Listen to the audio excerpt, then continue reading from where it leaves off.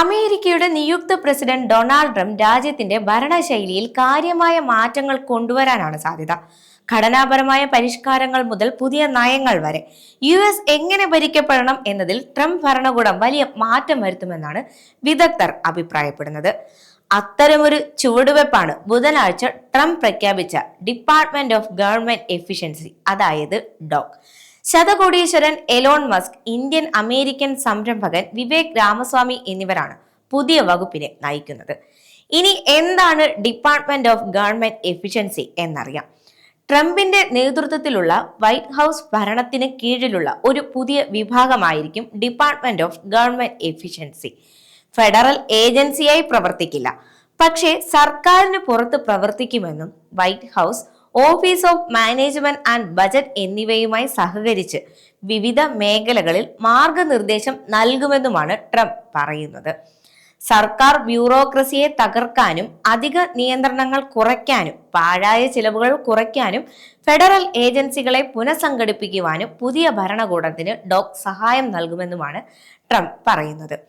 എല്ലാ അമേരിക്കക്കാരുടെയും ജീവിതം മെച്ചപ്പെടുത്തുന്നതിനായി പ്രവർത്തിക്കുന്നതിനൊപ്പം കാര്യക്ഷമതയിൽ ശ്രദ്ധ കേന്ദ്രീകരിച്ച് എലോണും വിവേകും ഫെഡറൽ ബ്യൂറോക്രസിയിൽ മാറ്റങ്ങൾ വരുത്തുമെന്ന് ട്രംപ് പ്രതീക്ഷിക്കുന്നതായും പറയുന്നുണ്ട്. പൂർണ്ണ സുതാര്യത ഉറപ്പാക്കുന്നതിന് വേണ്ടി ഡോഗിന്റെ എല്ലാ നടപടികളും ഓൺലൈനിൽ പൊതുവായി ലഭ്യമാക്കുമെന്ന് മസ്ക് ചൊവ്വാഴ്ച പ്രഖ്യാപിക്കുകയും ചെയ്തു. ഇനി ഇതിൽ എന്താണ് എലോൺ മസ്കിന്റെ താല്പര്യമെന്നാണെന്നറിയാം.